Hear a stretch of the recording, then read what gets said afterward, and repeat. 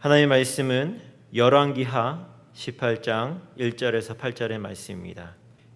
이스라엘 왕 엘라의 아들 호세아 3년에 유다 왕 아하스의 아들 히스기야가 왕이 되니 위에 나아갈 때에 나이 25세라. 예루살렘에서 29년을 치리하니 그 모친의 이름은 아비라 스가리아의 딸이더라.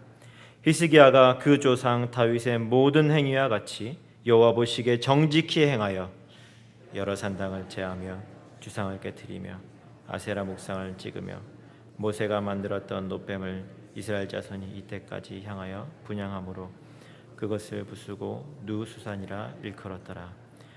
히스기야가 이스라엘 하나님 여호와를 의지하였는데 그의 전후 유다 여러 왕 중에 그러한 자가 없었으니 곧 저가 여호와께 연합하여 떠나지 아니하고 여호와께서 모세에게 망하신 계명을 지켰더라. 여호와께서 저와 함께 하심에 저가 어디로 가든지 형통하였더라. 저가 아수르 왕을 배척하고 섬기지 아니하였고 블레셋 사람을 쳐서 가사와 그 사방에 이르고 망대에서부터 견고한 성까지 이르렀더라. 아멘. 할렐루야. 우리 옆에 분들하고 한번 샬롬 같이 인사하겠습니다. 샬롬, 샬롬.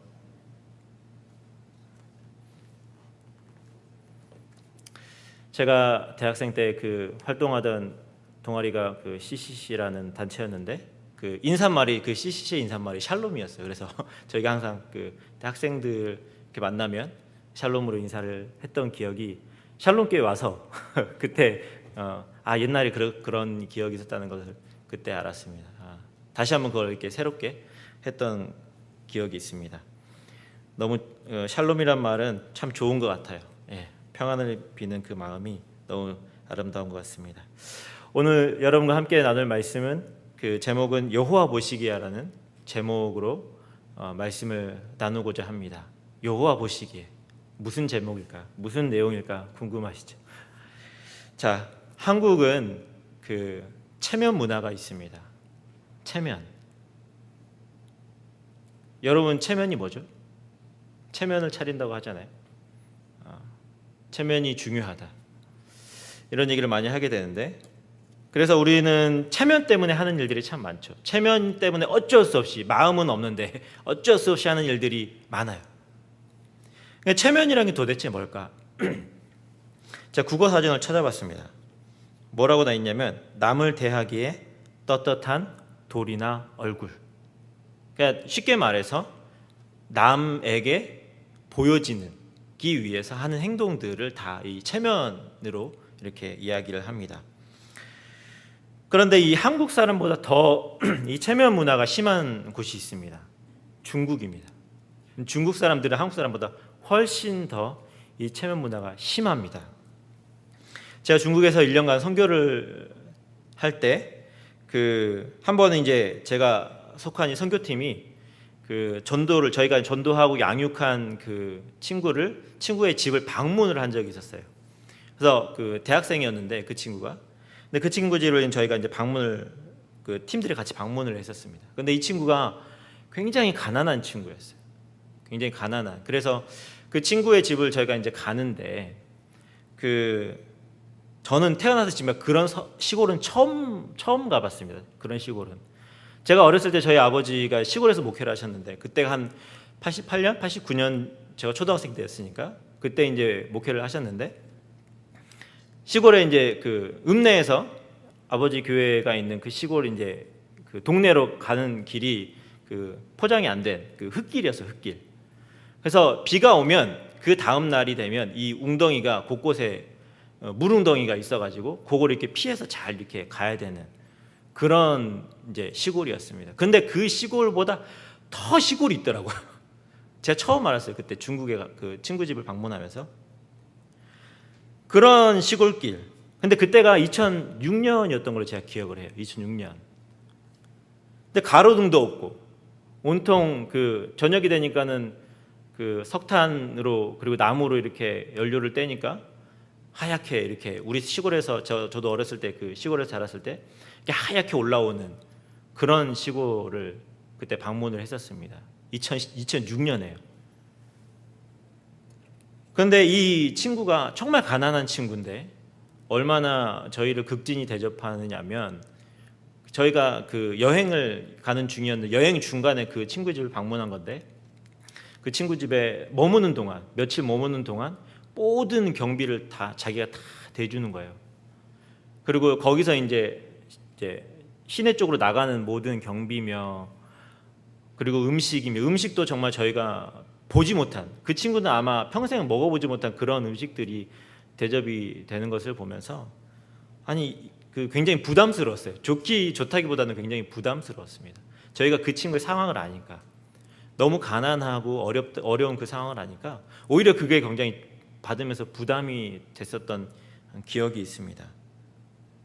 그래서 그 친구를 보면서 이 중국이란 나라가, 이 체면 문화가 정말 대단하구나.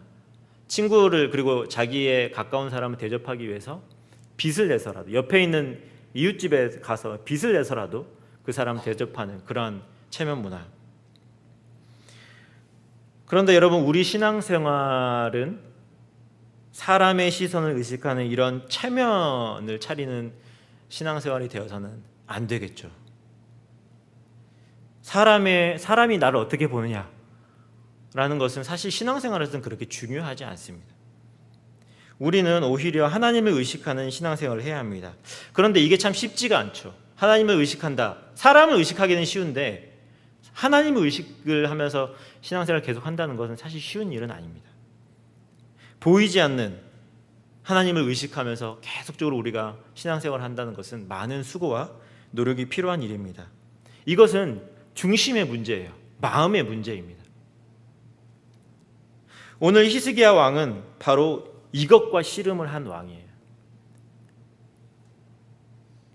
그의 앞에는 두 개의 길이 놓여져 있었습니다. 하나는 사람이 보기에 라는 길이 놓여 있었고, 또 하나는 여호와 보시기에 라는 이 길이 놓여져 있었어요. 사실 히스기야의 그 아버지 선왕이 누구냐면 아하스입니다. 아하스는 여러분 그 앞쪽을 가서 보시면 금방 아실 텐데, 아하스라는 왕은 유다 왕 중에서 가장 악한 왕 중에 한 사람입니다. 굉장히 악한 왕 중에 한 사람입니다. 평가가 아주 좋지 않습니다. 이런 아하스, 자기 아버지가 갔던 그 길, 사람이 보기에라는 그 길, 그리고 하나님이 보시기에, 여호와 보시기에라는 그 길이 이 왕 앞에 놓여져 있었습니다. 그런데 놀랍게도 히스기야는 비록 어린 나이 25살에 왕위에 올랐습니다. 비록 어린 나이 왕위에 올랐지만 그는 여호와 보시기에라는 이 길을 선택을 하고 그 길을 걸어갑니다. 그리고 자신의 통치 기간 동안 이 길을 성실히 걸어가려고 굉장히 애를 썼습니다. 그런 그에게 하나님의 복이 임하는 것은 아마 당연한 결과일 것이고, 오늘 본문에 나와 있는 것처럼 이러한 평가가 이루어지는 것은 당연한 일일 것입니다. 오늘 우리는 이 짧은 시간을 통해서 우리가 이 여호와 보시기에라는 이 길을 선택하여 걸어가기 위해서 무엇을 해야 되는지, 어떻게 해야 되는지, 그리고 그 길의 끝에 어떤 결과들이 기다리고 있는지를 함께 살펴보면서 은혜를 나누기를 원합니다. 자, 첫 번째로 히스기야가 이 여호와 보시기에라는 길을 걸어가기 위해서 어떻게 했느냐. 첫 번째로 그는 정직히 행하였습니다. 본문의 3절을 우리 같이 한번 읽어보도록 하겠습니다. 3절입니다. 같이 한번 읽어보겠습니다. 시작. 여호와 보시기에 정직히 행하여. 아멘. 히스기야가 어떻게 행했다고 나와 있습니까? 정직히 행했다고 이렇게 이야기하고 있습니다. 그런데 여기서 우리가 주목해 볼 것은 성경이 그를 정직하다라고 평가하는 그 원인, 그 근거가 무엇이냐는 거예요. 그가 정직히 행했어요. 그런데 그 근거가 뭐냐는 거예요. 증거가 무엇이냐는 거예요. 그것은 바로 4절에 나와 있습니다. 4절도 같이 한번 봉독하겠습니다. 4절입니다. 시작. 여러 산당을 제하며 주상을 깨트리며 아세라 목상을 찍으며 모세가 만들었던 놋뱀을 이스라엘 자손이 이때까지 행하여 분향함으로 그것을 부수고 누후수산이라 일컬었더라. 아멘. 어떻게 행했죠? 그가 모든 산당을 없애버리고 모든 우상들을 다 제거하고, 그리고 심지어 노뱀, 모세가 만들었던 그 노뱀까지도 다 제거를 합니다. 사실 이 모세가 만든 노뱀, 다른 것들을 제거하는 일들은 우상이기 때문에 충분한 명분적인 의미가 있습니다. 그런데 이 모세가 만든 노뱀은 굉장히 큰 의미를 가지고 있잖아요. 문화적으로도 신앙적으로도 굉장히 큰 의미를 가지고 있는데 그것을 제거했습니다. 왜 제거했습니까? 그것을 백성들이 우상과 똑같이 섬겼기 때문에 그렇습니다. 이 문화재 그리고 좋은 기념물을 우상과 똑같이 섬겼기 때문에 그것 자체를 제거해버린 것입니다. 어쩌면 이것은 상당한 어려움을 각오해야 되는 일이었을 것입니다. 왕의 자리까지 정말 위태할 정도의 그러한 중요한 일이었을지도 모르겠습니다. 그럼에도 불구하고 그것을 제거했다는 것이죠. 여러분, 사실 이 정직이라는 덕목은 한순간에 이렇게 딱 이루어지는 것이 아닙니다. 한두 번 내가 정직히 행했다라고 해서 사람들이 나를 정직한 사람이라고 평가하지 않습니다. 우리가 정직한 사람이라는 평가를 받기 위해서 어떻게 해야 합니까? 매일매일, 매 순간순간, 그리고 아주 오랫동안 정직히 행한 것들이 사람들에게 인식이 돼야만 이 사람은 정직한 사람이라고 인식이 되고 평가가 되는 것이죠. 정직은 이렇게 매일매일 쌓아가는 것입니다. 아주 조금씩 쌓아가는 것이 바로 이 정직이라는 덕목이에요. 그리고 오히려 이 정직은 잘못하면 와르르 무너지는 것이 이 정직이라는 덕목입니다. 그런데 여러분, 이 정직이라는 덕목이 지금 히스기야의 그 온 나라의 우상을 제거하는 이 히스기야의 행동, 우상을 제거하는 그의 행동과 연관이 되어 있다는 것은 그가 한순간도, 단 한순간도 우상 숭배와 타협하지 않았다는 것을 의미합니다. 그래서 그가 이러한 정직하다라는 평가를 받았다는 것이죠. 여러분, 정직히 행하고 계십니까? 그리고 히스기야처럼 정직히 행하기 위해서 두려움을 무릅쓰고 계십니까? 매일매일 정직을 쌓아가기 위해서 하루하루 타협하지 않고 수고하고 계십니까? 어쩌면 우리가 어떤 것을 선택하는 순간에 신앙과 또 믿음 때문에 어려움을 각오하고 두려움을 극복해야 되는 그런 일들이 아마 지속적으로 되고 있다면, 다시 한번 설명을 드리죠. 우리가 어떤 것을 선택할 때 우리의 신앙과 믿음 때문에 지속적으로 어려워요. 문제가 생기고 그것을 나아가기가, 그것 한 걸음 나아가기가 어려울 상황이 여러분 안에 있다면 여러분은 아마도 우리가 이 여호와 보시기의 길로 행하고 있지 않나 라고 추측해 볼 수 있을 것 같습니다. 그러나 만약에 여러분, 무엇을 우리가 삶을 살아가는데 아무런 거리낌이 없고 문제가 없고 형통한 것 같고 아무런 거리낌이 없다, 그러면 오히려 혹시 내가 사람의 길로 가고 있진 않나? 사람이 보기에라는 이 길로 가고 있지 않나라는 의심을 해봐야 할지도 모릅니다. 우리가 정직히 행하고 이 우상을 제거하는 그런 일들을 할 때에는 반드시 문제가 생기게 되어 있습니다.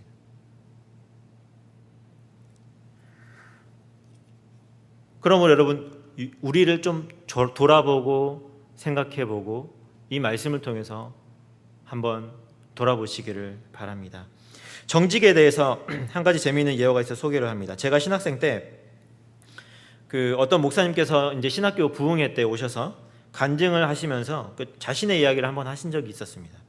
이 목사님이 신학교에서 이제 학생들을 가르칠 때, 신학교에서 학생들을 가르치니까 신학생이겠죠. 학생들을 가르칠 때 어떤 학생이 이 컨닝을 한 것이 적발이 되었어요. 두 개의 페이퍼가 똑같은 거예요. 그래가지고 그 학생들에게 F를 줬어요.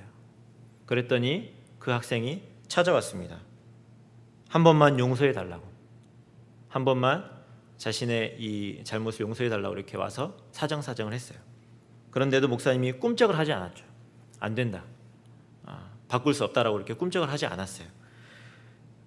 그런데 이제 이 학생이 목사님을 향해서 이제 뭐라고 얘기를 하냐면, 아니 교수님은 뭐가 그렇게 대단하신데 당신은 한 번도 컨닝한 적 없냐라고 이렇게 되물은 거예요. 오히려 그 목사님한테. 그랬더니 이 목사님이 이렇게 대답하셨대요.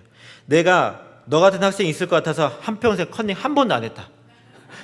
내가 너같이 물어볼 학생이 있을 것 같아서 내가 한 번도 컨닝 안 했다. 그렇게 대답을 하셨답니다. 여러분, 만약에 그 교수님이, 그 목사님이 컨닝을 했으면 그런 대답을 할 수가 없었겠죠. 그런데 평생을 사실은 얼마나 많은 유혹이 있었겠어요.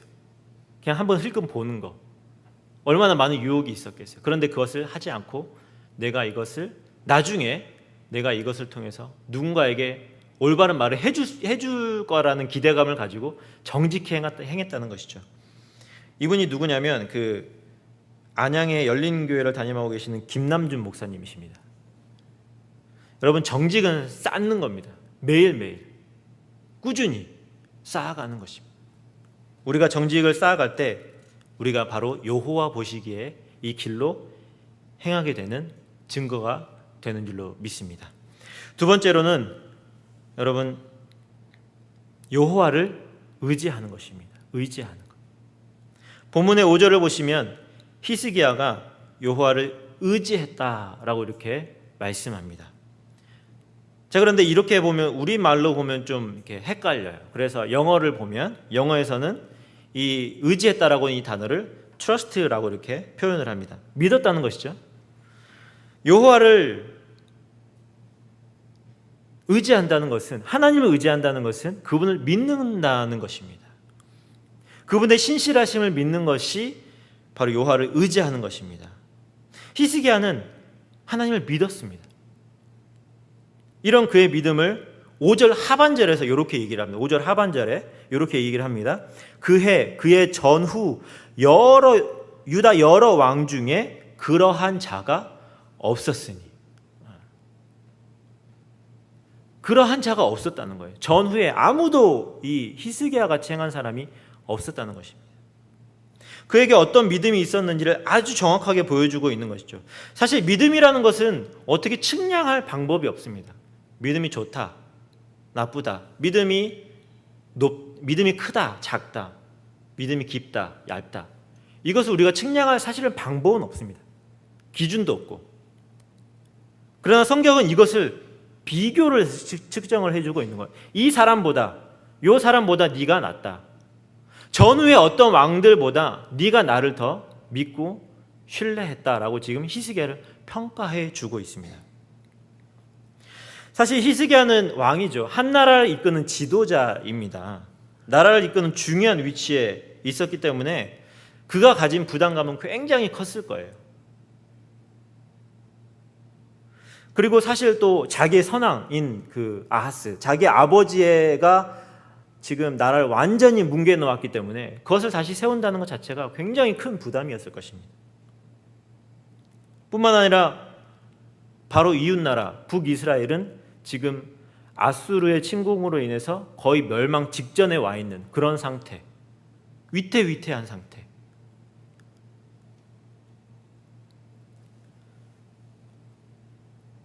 그러한 상황에서 히스기야는 무엇이 필요할까요? 무엇이 필요했을까요? 의지할 존재가 필요했죠. 의지할 존재가. 무엇인가 자신이 나라를 인도해가는 지도자로서 사람들은 다 자신에게 기대는데 이 사람도 기댈 때가 있어야 되잖아요. 기댈 사람이 필요했던 거예요. 의지할 존재가 필요했습니다. 누구를 의지했을까요? 우리 성경에 나와 있는 것처럼 하나님을 의지했습니다. 어쩌면 그가 그 아랫동네에 있는 애굽을 의지하고 싶었을 수도 있어요. 왜냐하면 선왕 때부터 애굽을 많이 의지했었으니까.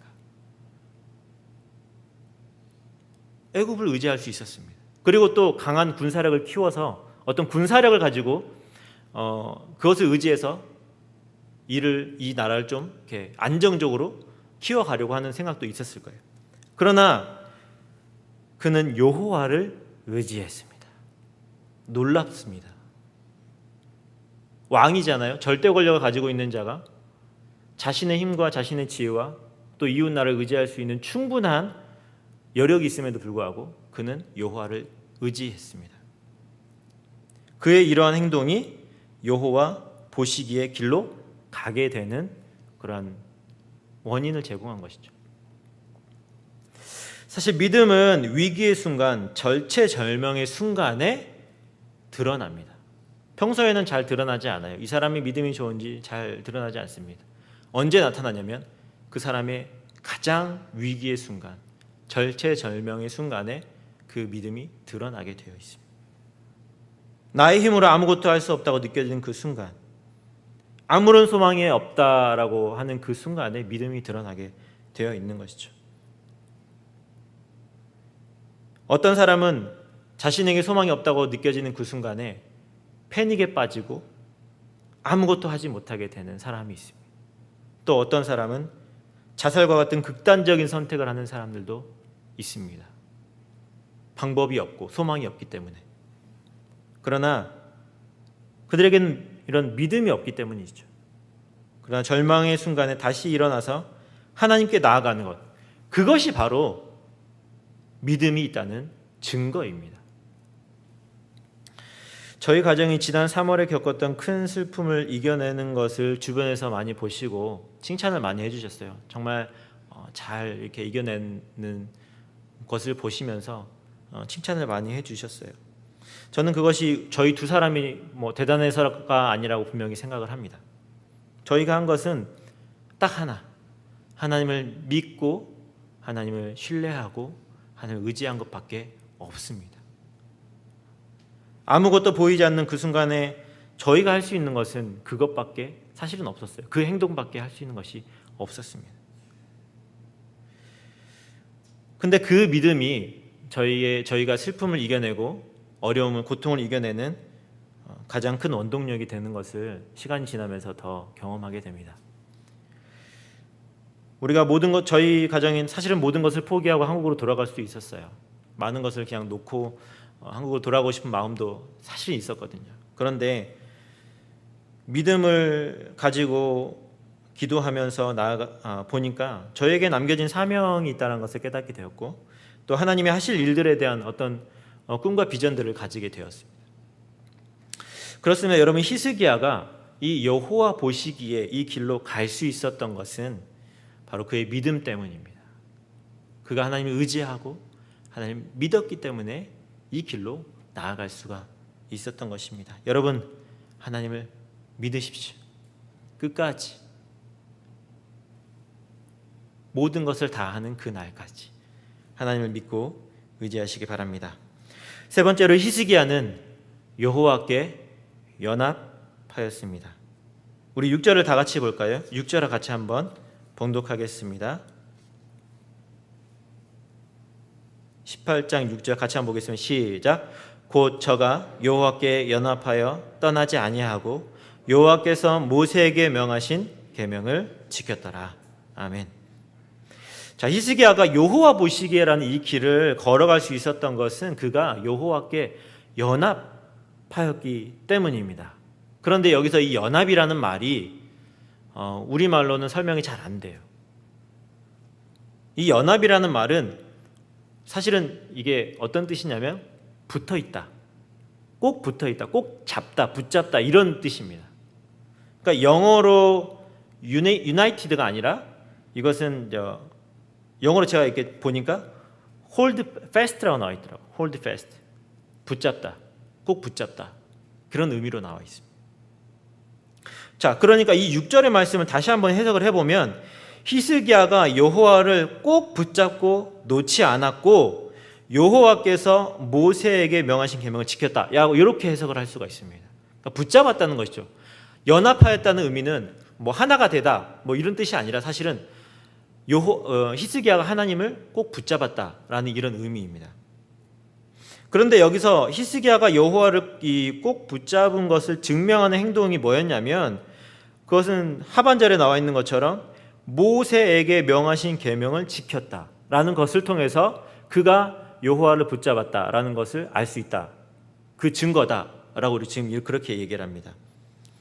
자, 요걸 좀 더 쉽게 얘기를 해보면요, 하나님의 말씀을 지키는 것이 바로 여호와를 붙잡는 행동이다라고 이렇게 이야기할 수 있습니다.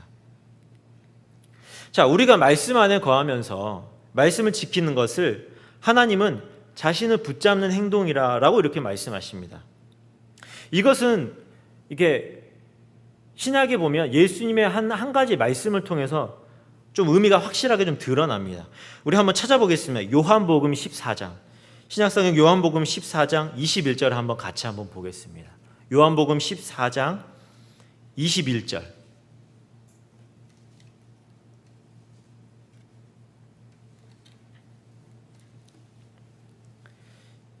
신약성경 요한복음의 14장이고요. 21절입니다. 여기에 보시면 예수님의 말씀이 나와 있습니다. 같이 한번 찾으셨으면 같이 한번 읽어보겠습니다. 시작. 나의 계명을 지키는 자라야 나를 사랑하는 자니 나를 사랑하는 자는 내 아버지께 사랑을 받을 것이요 나도 그를 사랑하여 그에게 나를 나타내리라. 아멘. 자, 여기서 좀 더 이게 의미가 확장되고 좀 더 분명해지는 것을 우리가 볼 수가 있는데, 여기서 보시면 계명을 지키는 자가 어떤 자입니까? 계명을 지키는 자가 어떠한 자라고 말씀합니까? 바로 예수님을 사랑하는 자라고 이렇게 이야기를 합니다. 그러니까 의미가 확장이 되죠. 앞에서 우리가 모세의 그 계명, 하나님의 말씀을 지키는 것이 여호와를 붙잡는 행동이다라고 했는데, 그러면 여기서 하나님의 계명, 말씀을 지키는 자는 어떠한 자입니까? 사랑하는 자, 하나님을 사랑하는 자가 바로 계명을 지키는 자다. 그럼 이거를 완전히 이제 본문의 의미를 신구약을 같이 합쳐가지고 얘기를 해보면 이런 의미가 됩니다. 하나님을 붙잡는 것은 바로 하나님을 사랑한다 라는 것으로 이해할 수 있습니다. 그러니까 앞에서 처음에 했던 연합하여 떠나지 아니하, 여호와께 연합하였다는 것은 결국 하나님을 그가 깊이 사랑하였다라는 것입니다. 아주 깊이 사랑하였다. 이 히스기야 왕은 하나님을 깊이, 정말 깊이 사랑하는 그런 사람이었습니다. 사실 제가 구약 성경을 보면서 사랑에 대한 그 내용들은 사실 많이 없다라고 생각을 했습니다. 그러니까 사실 사랑에 대한 내용은 신약에 좀 더 많이 드러나고 서신서 쪽에 많이 드러난다고 생각을 했는데, 오늘 보니까 이 구약에도 이 하나님의 사랑이 충만하게 지금 드러나 있다는 것을 이 본문을 통해서 알게 되었습니다. 히스기야가 여호와 보시기에라는 이 정말 어려운 길을 걸어가게 된 가장 큰 원인은 바로 그가 하나님을 사랑했기 때문에, 아주 많이 깊이 하나님을 사랑했기 때문에 그가 그 길을 걸어갈 수 있었습니다. 많은 성도님들이 하나님을 사랑한다고 고백합니다. 물론 저도 제가 이 앞에 서서 찬양할 때 제일 많이 하는 찬양이 뭡니까? 하나님 사랑합니다는 찬양 제일 많이 하죠. 그게 모든 찬양의 주제니까요. 그러나 입술로 고백은 쉽지만 우리가 삶으로 하나님 사랑한다라고 말하기는 참 어렵습니다.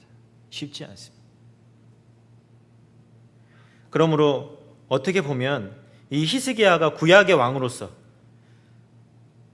자신의 사랑을 말씀의 순종으로 증거하는 것, 우리가 정말 본받아야 될 일인 줄 믿습니다.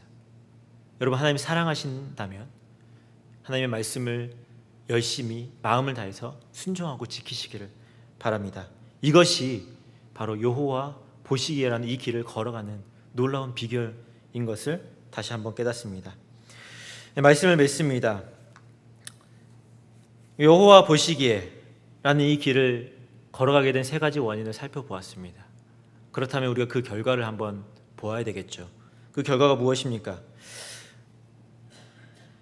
우리가 읽은 7절을 보시면 이렇게 나와 있습니다. 여호와께서 저와 함께 하심에 저가 어디로 가든지 형통하였더라. 이 히스기야가 선택한 여호와 보시기의 길의 결과가 무엇이라고요? 형통입니다. 형통. 그가 형통하였습니다. 근데 이 형통이라는 이 단어에는 우리가 상상할 수 있는 많은 일들이 있어요. 그런데 본문에는 두 가지가 설명이 되고 있습니다. 첫 번째를 볼까요? 첫 번째는 억압과 속박에서 자유해졌다는 것입니다. 이 형통의 의미는 억압과 속박에서 자유해졌다. 히스기야는 선왕인 아하스 왕 때부터 이 강대국인 아수르에 얽매여 있었어요. 남유다는 아수르에 매년 조공을 바쳐야만 했습니다. 강대국이기 때문에 그 나라에 협력하지 않으면 안 되었던 것이죠. 우리도 과거에 조선시대 때 그러지 않았습니까? 우리도 조공을 바치고 나라에서 모든 것들을 이렇게 좋은 것들을 가져다 바쳤죠. 그러면 쉽게 상상되는 것이 무엇입니까? 국가의 어떤 그 국력에 많은 손실이 가해지고 또 하나는 백성들의 삶이 당연히 좋지 않았겠죠. 그 조공을 갖다 바치면 어떻겠습니까? 백성들이 그거를 가꾸어내야 되고 만들어내야 되는 거 아닙니까? 그렇기 때문에 백성들의 삶이 굉장히 피폐했을 것이 분명합니다. 그런데 그 속박으로부터 자유해졌다는 것입니다. 왕이 여호와의 보시기의 길로 행하자 그들이 그 모든 속박에서 자유로워졌다는 것이죠. 우리는 어딘가에 매이기에 참 쉽습니다. 많은 사람들이 자신들의 죄에 매여 삽니다. 죄로 인해서 그 영향력 아래서 벗어나지를 못하는.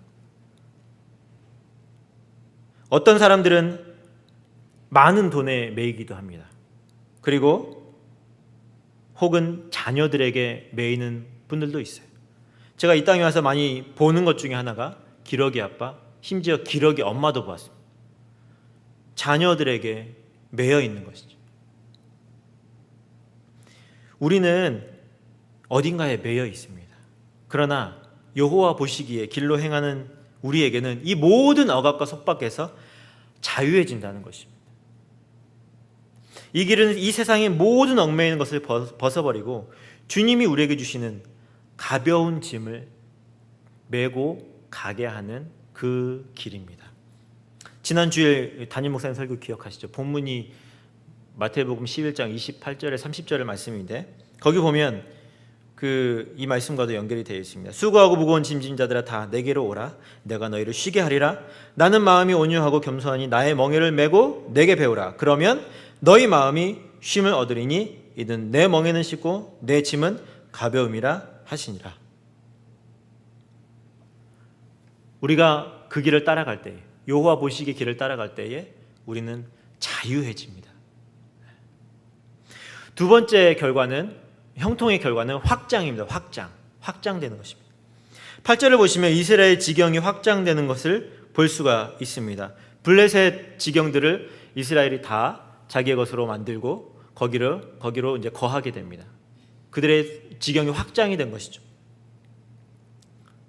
여호와 보시기의 길을 걸어가는 우리는 확장됩니다. 우리의 인간관계가 확장이 되고 또 우리의 좁은 마음이 확장이 되고 또 중요한 것은 우리의 영향력이 확장이 됩니다. 우리의 영향력. 우리가 더 많은 사람들에게 영향력을 미치게 된다는 것입니다.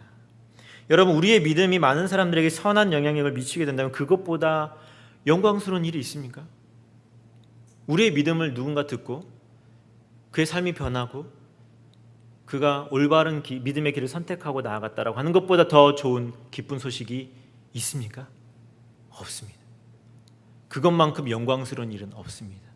나의 작은 믿음을 통해서 어떤 한 사람이 하나님의 생명을 얻는 일들이 일어난다면 그것보다 더 놀랍고 기쁜 소식은 없습니다. 그런데 우리가 그 길을 여호와 보시기 길을 선택하며 걸어갈 때 바로 그러한 일들이 일어난다는 것입니다. 여러분, 우리 모두가 이 길을 선택하기를 원합니다. 아멘.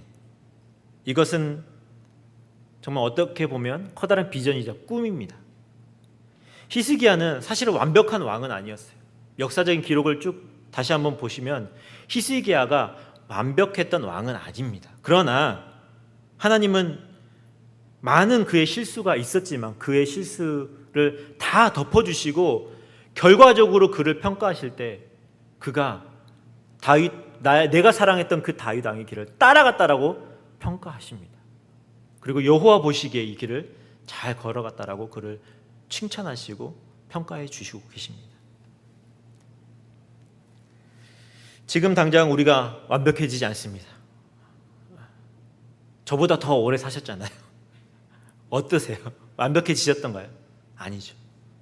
완벽해지지 않았어요. 그런데 놀라운 사실은 더 완벽해지고 있어요. 저보다 더 완벽하세요. 더 성숙하세요.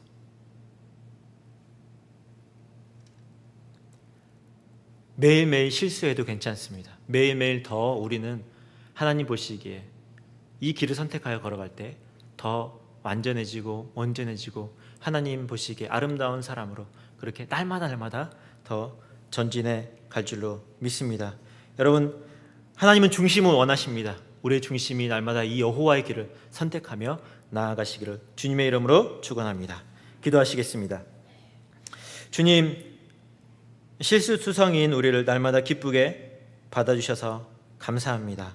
어리석고 연약하고 무지하여서 주님의 뜻을 깨닫지 못하고 내 마음대로 행할 때가 사실은 더 많았습니다. 하지만 그럼에도 오늘도 여호와 보시기에의 길을 선택합니다. 삶의 순간마다 주님 앞에서 정직히 행하고 주님께 꼭 붙어 있기를 원하고 온 마음과 정성을 다해서 주님을 사랑하는 우리가 되기를 원합니다. 그래서 우리의 삶이 모든 얽매여 있는 것에서 벗어나는 자유를 누리게 하시고 우리의 삶의 지경이 더욱 확장되어서 주님이 원하시는 데까지 이르는 우리의 신앙생활이 되기를 원합니다. 하나님, 날마다 주님만 따르는 우리가 되기를 원하오며 예수님의 이름으로 기도드렸습니다. 아멘.